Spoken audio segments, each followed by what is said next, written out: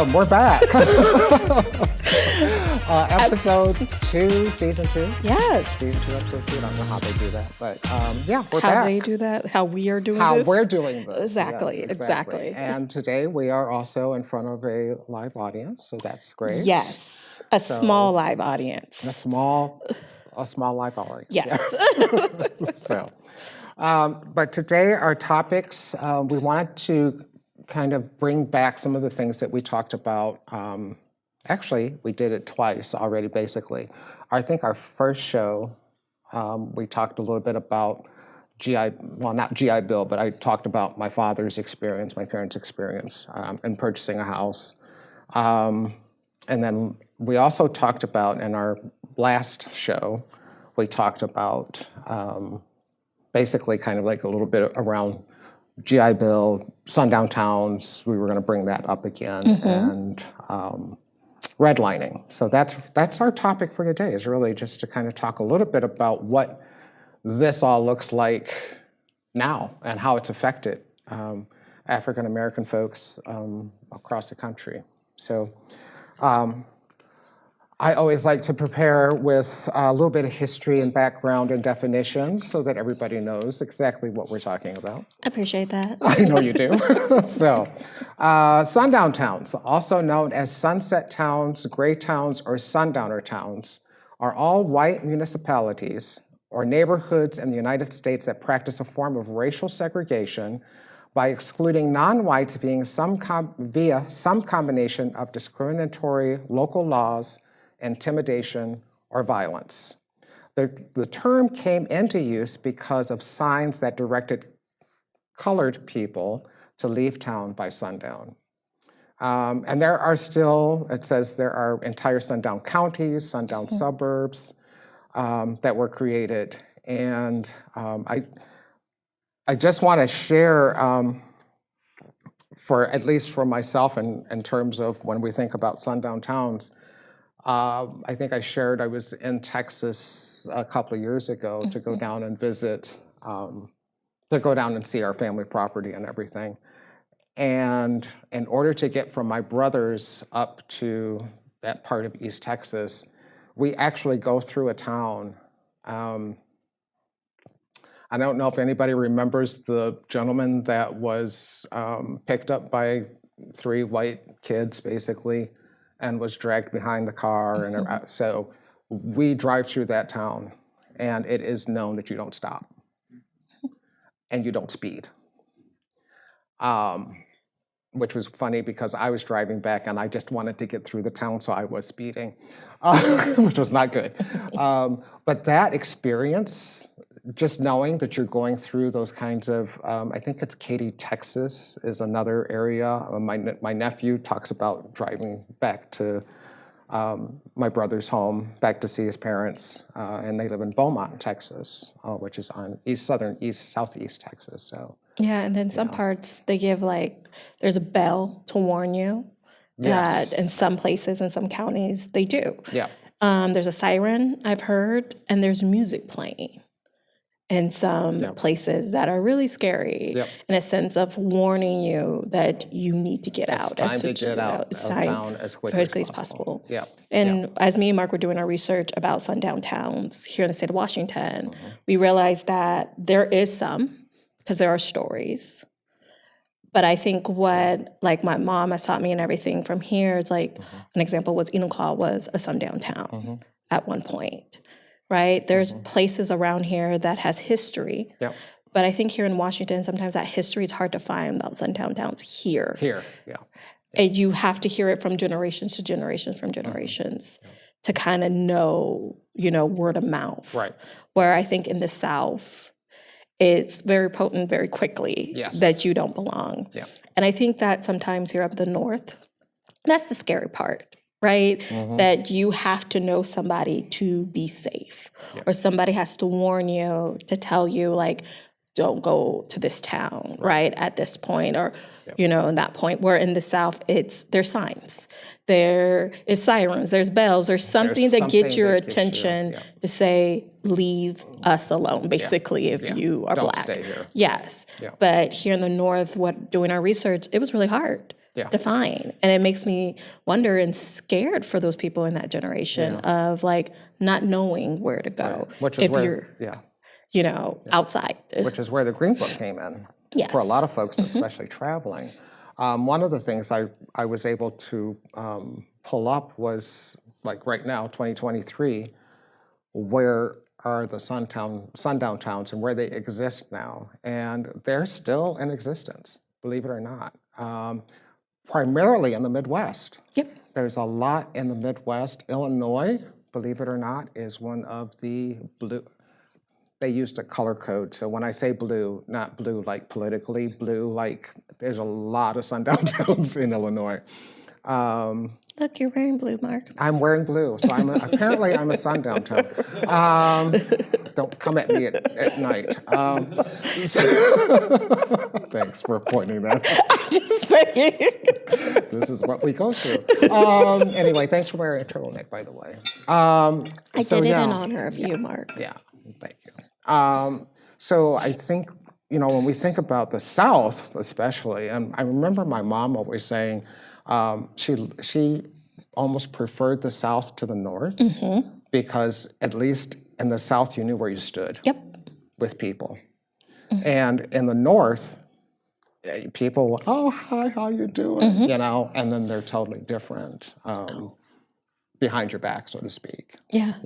So Pasco here in Washington was another town that was considered a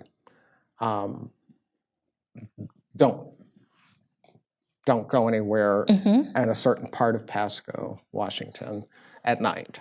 Yeah. And I think I read something that said there's a railroad track that separated the two sides of the city. And so that's where I grew up in Michigan. The river, Saginaw River, actually separated the west side from the east side.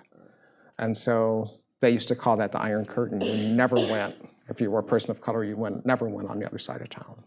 So very interesting.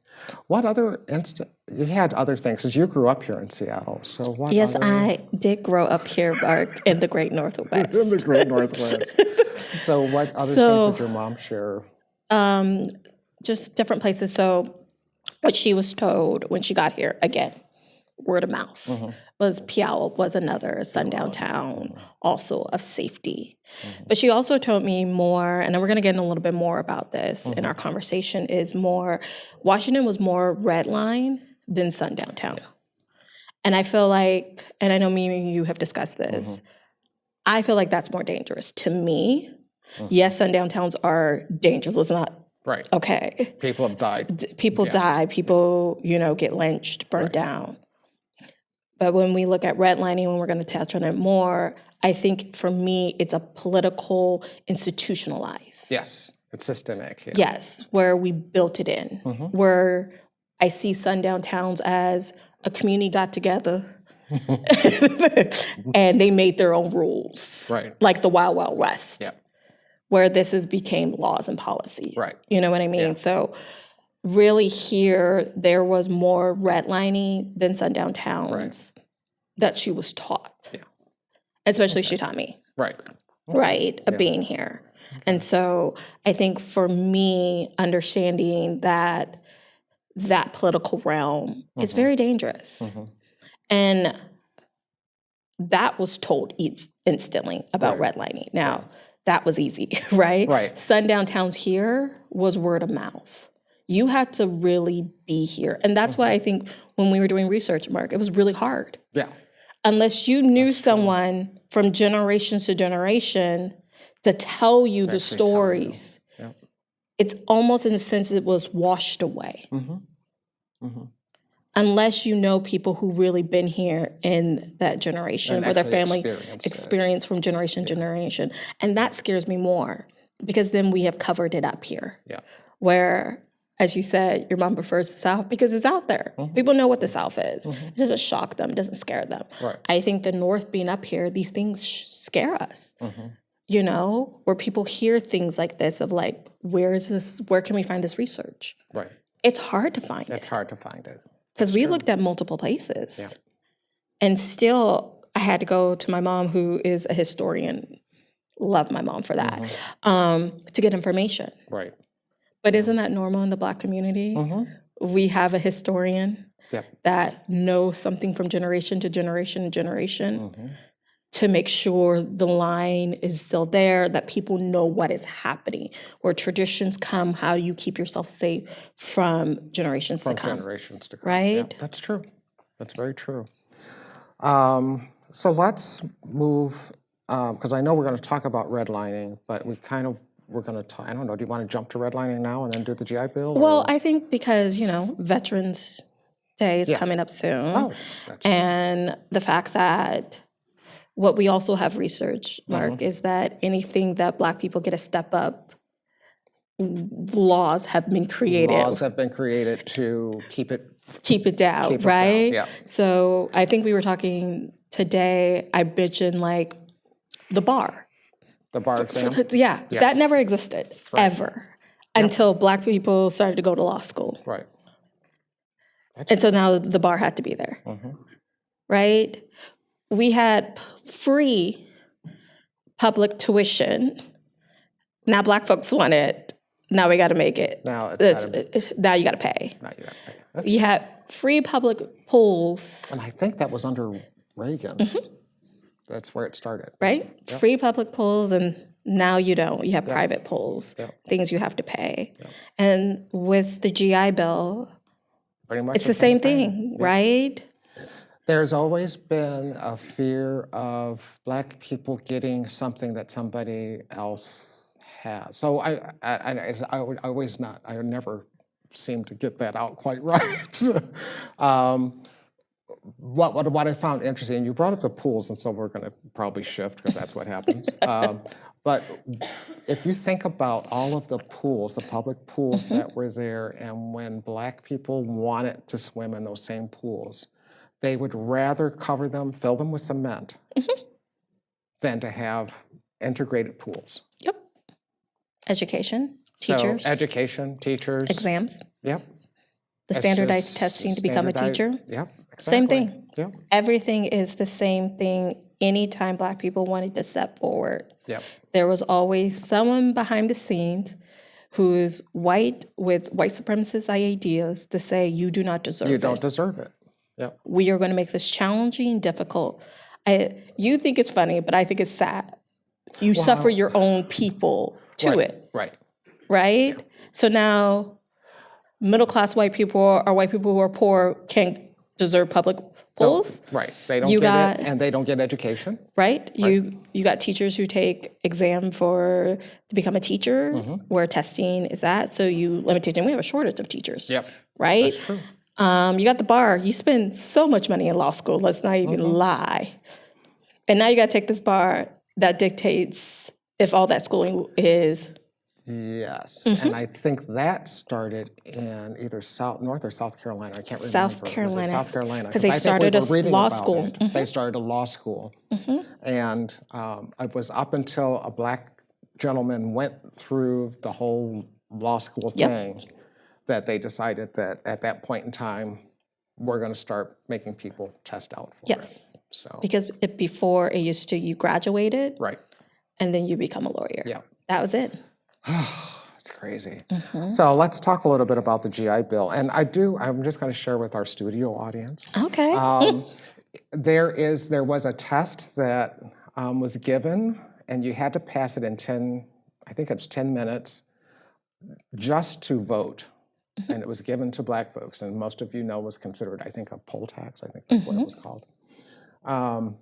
If you're interested in seeing what that test looks like, let me know. Email me, I will send it to you. I want you to time yourself and see if you can take that test in 10 minutes. Absolutely amazing what happened and what they did to people of color just to keep them from not being a part of anything. And one other thing we were going to mention, we didn't. In Seattle, a lot of the people that were discriminated against here were Indigenous and Asians. Yes, especially when it came to redlining. So just more food for thought. So let's talk a little bit about the GI Bill. And the reason, one of the things, and I think I mentioned this in one of our maybe a couple of our podcasts, when my parents were getting ready to purchase their home, or actually purchase the property to have their home built, my father, who had served in both World War II and Korea, applied to get the GI Bill, to get a loan for the house, or at least for the property, and he was denied. This was a man who was in Korea in the Chosin Reservoir, almost lost his feet due to frostbite because he was in the water trying to get out. The stories that my father used to tell about that time was like bone-chilling. But there again, it was one of those situations where, especially with the GI Bill, a lot of Black servicemen, I think the number was over 3 million or so servicemen, were denied opportunities for helping to, like, buying a home. There's one story in 1949 where a man saw this tract of land where they were building these new houses, and he was a service member back from the war, and went in and basically got the door slammed in his face, and said, you'll never buy here. So when we think about, again, opportunities, there's always been this fear of advancement. And at that time, when the GI Bill came out, it was the Southern, I know a lot of people have stories, and that goes more into a political thing, but the Southern Democrats were the ones that were concerned that if Black service members were given the same opportunities, that it would affect their Jim Crow laws. So, I mean, we're really kind of a messed up country. And there's still people today that are service members who have not received any benefits. Exactly. Today. To this day. And they served. Yes. So here, I like having these statistics. So the GI Bill and the racial wealth gap. The GI Bill ended in July 1956. By that time, nearly 8 million World War II veterans had received education or training. So they were also denied, in a lot of cases, education. My father was able to go back to college and complete his degree. There were 4.3 million home loans worth $33 billion that had been handed out. But most Black veterans had been left behind. As unemployment, college attendance, and wealth surged for whites, disparities with their Black counterparts not only continued but widened. So even when you start thinking about generational wealth, it started to dwindle at that point. So the median income for white households in 2019 was $76,057, and for Black households it was $46,073. So the GI Bill could have had a really huge effect in building equality, I think, or more equitable, I guess, across the board, I think, but it didn't happen. Yeah, and even the playing field, Evening the playing field. Is basically what you're asking for, right? Yep. You served just like your white counterpart. Right. And you were denied, and they weren't. Yep. And so they got the opportunity to build their wealth. Yep. Even if they scrambled their wealth, but they had the opportunity to do it. Where it was not for a lot of Black service members. Right, exactly. And then I think also the layer as we lead into redlining. Because then let's say you do able to buy property, where to go? Where to go, yeah. Because when you look at redlining, you're looking at a political institution that tells you where you could buy property. Yeah, exactly. So not even the bank denying you. Let's start with there. That challenge. Right. And then you're trying to find a location. Right? And so, as I mentioned, like in Washington, redlining was big. Huge. Oh, it's huge. It was right? Huge. Black people lived in the central districts.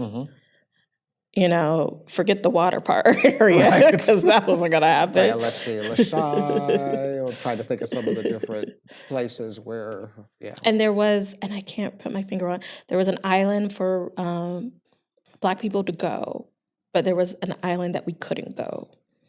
And I can't put my finger on it. Okay, we'll have to look for that. Yeah. But it was really big of redlining, Yeah. right? Yeah. And Mark, you mentioned like when we were doing our research on redlining, it did not just affect Black people, it affected Indigenous and Asian people here in Washington. That was the biggest thing. Those were the biggest groups. Populations that were getting discriminated against. Yeah. You know, when it came to trying to find a home and a place. As a matter of fact, one of the things, and I live in, I guess it's East Lake, which is on the east side of Lake Union, I guess is why they call it that. And Queen Anne is, you know, another area where you were not allowed, if you could have, what did they say? So this also brings in the covenants, which I know at UW they're doing a lot of research right now on racial covenants, which kind of goes hand in hand, I think, with the redlining. But one of the things with the racial covenants that I found really interesting, especially there, was that you could have a housekeeper of color, and they could be a live-in, but they'd have to be there had to be a guaranteed separate quarters for that person. So in other words, they didn't want to have any intermingling, if you know what I mean, of relational type things going on, so to speak. So relations. So they did have that written into a lot of those covenants as a part of that whole. When we think about redlining, you couldn't even, you know, there could be no other type of relationship, and they'd have to be some sort of servant within that context, I guess. So yeah, it's pretty interesting. And then it's interesting, like now, and we'll go back to redlining, but how is it like the Central District was only for, let's just be clearly for Black people. For Black folks, yeah. Right? Yep. And now we got gentrification. This is Get Out. The full circle. It's gone full circle. We're like, oh, we want you in this spot, but we changed the rules again. And so we're going to kick you all out. Yeah. So you need to go somewhere else. Which is interesting, because what's happening is people who are moving out are moving further south. Yep. So we're seeing that's why Auburn has started to change, because it's become less expensive. It's easier to move south. I've talked to people who, I met a Black gentleman at a gathering, and he and I were talking, and he's like, yeah, he says, I have to look for someplace else to live because it's getting too expensive for me to live in the Central District. So I'm moving south.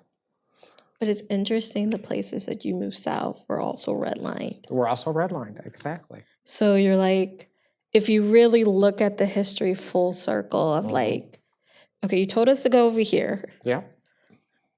And then we went over there. Right. You told us not to go over there. We didn't. And now you're telling us we want to kick you out where we had you and move you somewhere else. Where we didn't want you. We didn't want you at the beginning. We used up all the resources, and we're going to give you our leftovers. Yeah. And then what's missing, and I get the prices, is like the community has been destroyed. Yeah. You've destroyed the connections, the relationships. The generation of generation, you know. Yeah. You know, I'm honored because I do live in the Central District, so it just reminds me of like, this is where my people were years ago. I feel very honored and blessed because I know that does not happen a lot. There's not a lot of Black people in my neighborhood. There's a little old lady down the street who's really sweet with her little dogs. But just to know, like, you're in a place where, let's be truly honest, that we were told to be, that we could afford, and we still thrive through it. And I know that people are like, well, you guys built your communities, you did this, you guys were strong. We had to. If you think about it, though, every Black community that has ever been really strong and with business and everything else, a lot of them have been destroyed. Either by highways, where they've separated, gone right down the middle. They've been destroyed through violence. I don't know if anybody here has ever seen the map of all of the different you probably have seen it, the map of all the different massacres that have happened across the country. Yes. And these were Black towns and or cities that had theaters and barbershops and all kinds of business and doctors and nice homes and everything else. And then they just go in and wipe them out. Or like in New York, there was a Black neighborhood. And it's under, is it underwater or is it under? No, that one is the park. Yes. Central Park, thank you. Somebody got it, thank you. Look at me Googling. I appreciate you, Mimi, with your Google. Yeah, she's from New York, so she get it. Yeah, it's Central Park. Right? Yeah. Yeah, and then there was the one that was flooded. Yes. There was a city that was flooded, and that was in Georgia, maybe? Maybe. But isn't it interesting? Yeah. It's burned down, that you never see it. It's flooded. Yeah. Becomes a park. Right. Yep. All this history has been washed. It's been washed away. Yep. Just like the history of sundown towns here. Yep. And unless you have someone who can give you that information and research of your community, you will never know. You'll never know. Yeah. So how are we doing on time? I think we're doing pretty good. So one other thing that I wanted to talk about as far as redlining is a lot of times minorities were put in industrial areas. So if we think about here then, I know where I live now was redlined, which is kind of funny. But now it's all built up and everything. But there was a lot of industry at that time there. And I don't even know if they were even allowing people to even build in that area where I live now. But there are pockets of this, and it's something that's happened all across the country, where they have moved people of color, mostly Black folks. They've moved, people are like, that's where they do trash. They drop the trash, or they have industry. They're dropping things into, into the soil. There's all kinds of this stuff going on, and that's happened here. They're basically creating a ghetto so that it can basically kill us off, because that was their goal. That was the goal. Let's be truly honest. They wanted us all to get together in a community where they put us. Yep. We got Flint, Michigan still. Yep. With the worst water. Water crisis, yep. We got worse water, resources, toxic environments. Yep. That's what they wanted to give us. Right. And they thought, they're just going to kill themselves off. Yep. There was actually some work done where they actually talked about just that, of putting as many Black people into one area as possible, and they were hoping that over 2 generations that Black people would be extinct. Yep. And that's sad. But we're still here. Right? Yep. But isn't it crazy that strategically people were thinking how to eliminate a whole population that they brought here. Yep. That needed to build this country. On top of that, told us we were lazy. Yes. Stole all our inventions. Stole a lot of inventions, yes. Still recreated differently. Told us where to move, where to sit, where to stand. Told us the beauty standard. Yep. Told us what looks professional. And stripped us from all our culture and our language. Yep. All of that. And they wanted to get rid of us. And they wonder why some of us are angry. Interesting. Interesting, isn't it? Very interesting. Very, very interesting. So, anything else you want to share? We talked about redlining, GI Bill. Yeah, I think this was good. I know, Mark. You did good. I'm so proud of you. I'm proud of you too. All right. Well, then I think we will wrap up episode 2, season 2, about sundown towns. Redlining and GI Bill. Yeah. Okay. Thank you guys so much. Thank you all for being here. Yes. I think so. We want to talk about our next episode. We have guests. Yes, I'm so excited. I think this is our first guest that's on the camera is our goal, right? Yes, yes. This will be our first guest on camera. Yes. So do you want to talk a little bit about that? I'm excited because this is our series that we've been doing of being Black in America. And so this is really good to say being a person of color, especially being a person of color who's a male in America. So we have Lionel and we have Third coming onto our beautiful platform. Yes. So we're so excited for episode 3. Episode 3. So stay tuned. That will be coming out December. Yes, go with that, Mark. Let's go with that. I'm a corner eye, Caitlin and Jimmy. I know. They'll tell us. They'll tell us when. I know. All right, and then we have a whole lineup from January through June next year. So stay tuned. We're still working on January. Yes, and February. And February. So we've got 2 special guests that we're working on for January and February. So I think that's it for us. Yes. Thank you again for watching Fast Perspective. Thank you. And we hope to see you next time around. Bye.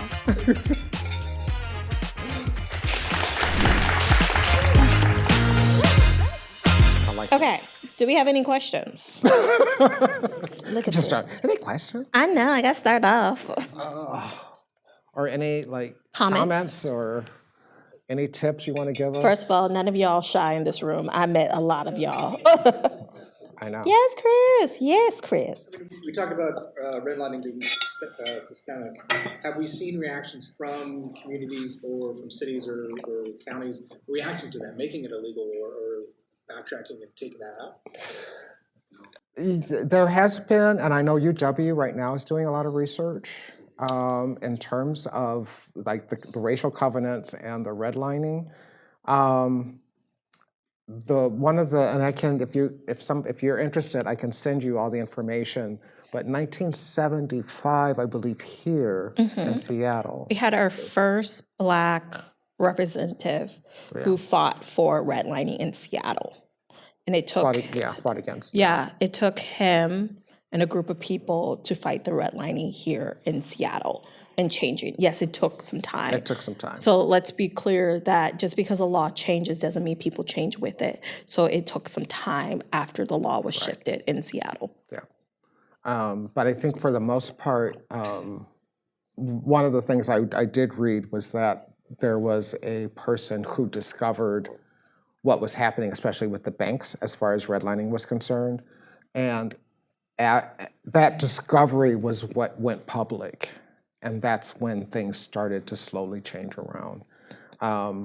We still see it. We're still going to see a lot of it. I know that in Michigan, there was quite a bit of redlining, mostly, and they kept most of the Black people in, I think it was called Black Bottom, which is in Detroit. But they kept people very centralized and very, that was their area.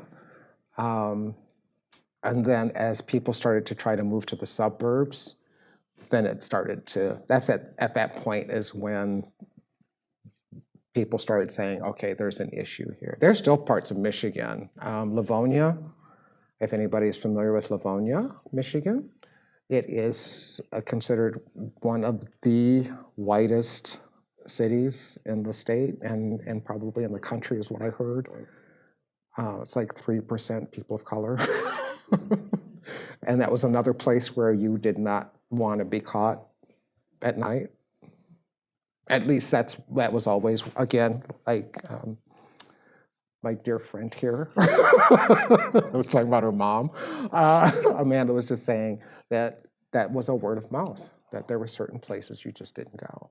So I don't know if that answered your question. I hope I got kind of close to the answer. Essentially, yeah. Okay. In comparison to Sundowning being cultural. If you talk about historians and then also culturally, I mean, Sundowning could take generations. Oh, yeah. To progress and stuff. Yeah. Yeah. It's redlining being on books. Yeah. Yeah. It's just perfecting white supremacists. That's all you're doing. So instead of what you've seen in the books with the hoods and everything, redlining just perfected in them in suits and that kind of stuff. That's where it the cycle goes and that kind of stuff. Yeah. Yeah. You mentioned Flint, Michigan's water problem a while ago. Did you catch the headline, I think it was yesterday. Oh, no. The Michigan State Supreme Court refused to hear the case that would hold people accountable, including Rick Snyder. Not surprised. And I was, well, yeah, I'm not surprised. Yeah. No, not surprised. It's sad. Who just said that? It's sad, but I'm not surprised. I will say that former Governor Snyder, who wanted to go, and this happened while I was still in Michigan, who wanted to go teach, and I think University of Michigan had hired him, and students lost their minds, and he's not doing, I don't know what he's doing now. He should be digging culverts or something right now. Probably sitting on a board someplace. Probably, yeah, making lots of money. All right, anybody else? That was a good question. Or a good, I didn't hear about that. I have to look it up. Are you from Michigan? Yeah. I worked for the Ann Arbor News for like 7 years. Oh my gosh. All right, we got to talk. Okay. Look at you get so excited, people from Michigan. I do. You are so, it's so cute. It's like you found a new friend. I know. All right. Yeah. Keep the Michigan conversation. I'm not from Michigan, but I know that It's okay. the thing that came up in Flint was, I think it was Governor Snyder that put in that like city manager policy. Oh, yes. Where democratically elected officials were pushed out of power by an appointed figure. And that was the guy that messed up the water in Flint, because he was the one that ran like the salt water through the pipes to begin with. And echoing the things that you guys have talked about, like Flint was an African American majority run city, and a white manager was appointed. Yep. And that's what led to the water crisis. Yep. Exactly. And I think about all the kids that were basically poisoned, lead poisoned, and permanently damaged. Yep. Going forward, and what the cost for that, just the child care alone, could be for that. So,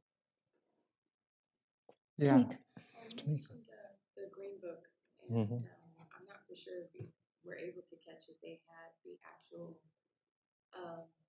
museum in Tacoma about that, and then I think was it there too? They have it here too. But for me, what I found interesting, because I'm not necessarily originally from Seattle or Washington, but at home that was something was talked about on a regular.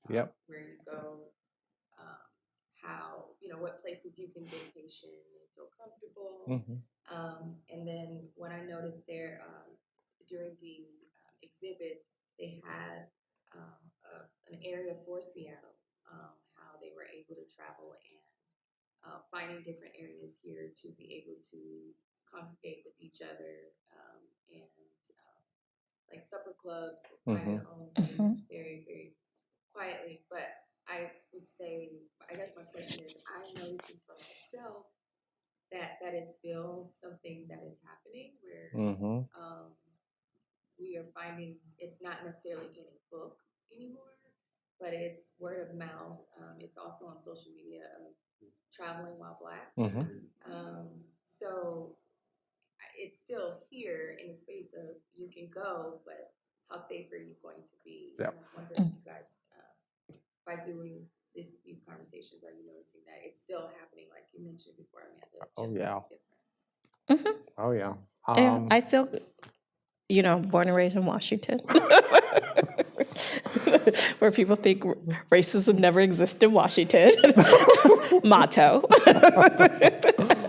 Yes, there was places that I was taught by my mom, like to make sure it was Puyallup, some parts of Bellevue, to be very. I heard about Puyallup. Yeah. So.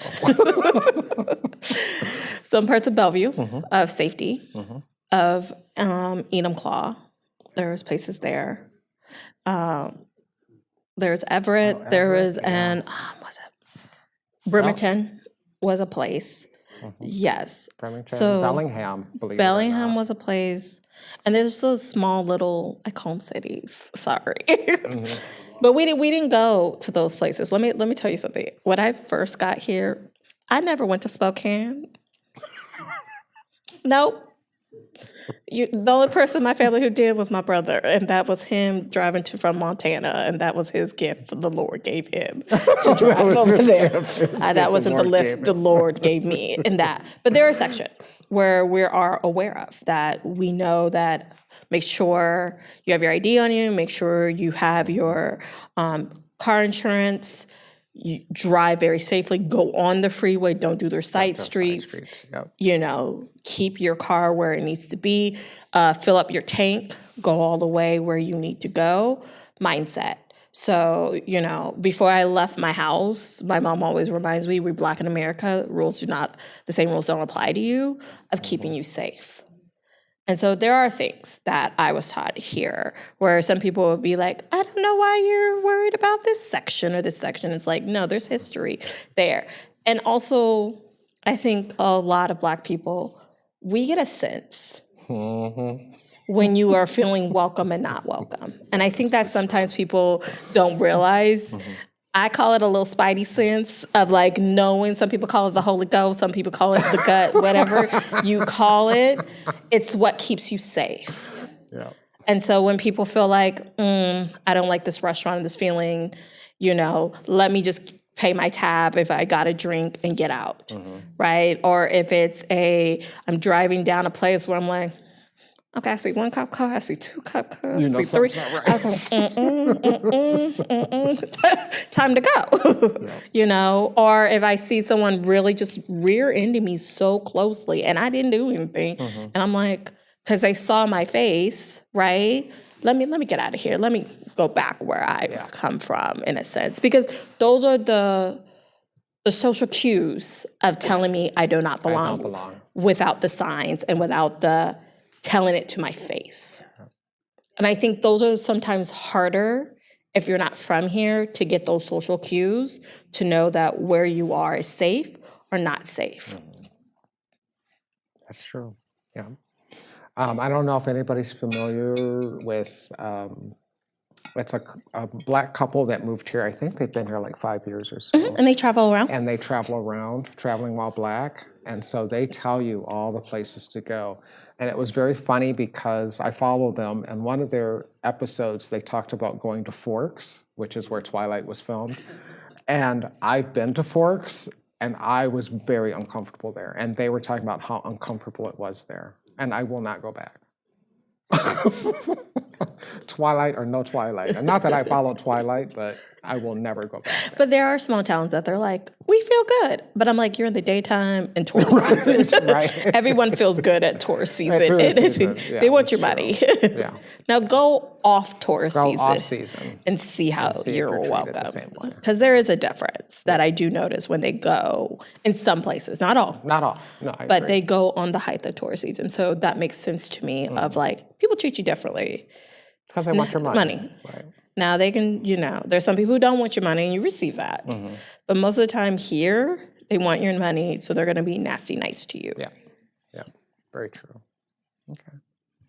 Any other questions? Any other questions before we wrap up? Did you like this? Yeah. Was this interesting? Okay. Yeah, because I did notes for us. Of course he did. Will it be someone like this where there's questions or more interactive with your audience? I'm just going to say this. Thank you. It takes some convincing. I'm not shamed. My colleague here. Ain't shamed. You don't have to shame me. I'm not trying to shame you, but it takes some getting my buddy here to agree to certain things. So it took about 8 months for us to even get to doing a podcast. Yeah, pretty much. So, because this is before Jimmy came on board, but Caitlin's like, oh yeah, Michelle's like, oh yeah, and we could do this. So it just took a little convincing. So, the boots alone made this worth it. Like, those are good boots. I know. And we did do this. We both did the suede thing, which is good. I appreciate that. She's rocking the boots today, though. Yeah, she's rough in the boots today. But we'll see, Tamika. We'll see. Yeah, I really like having the interaction, so I think that's helpful. So Yeah. Do you guys have any other questions for like episode 1 that you guys wanted to talk about or bring up in discussion? ooh, that has been, yeah. Okay, Mimi. I see you. All right, we can talk about that. You ain't-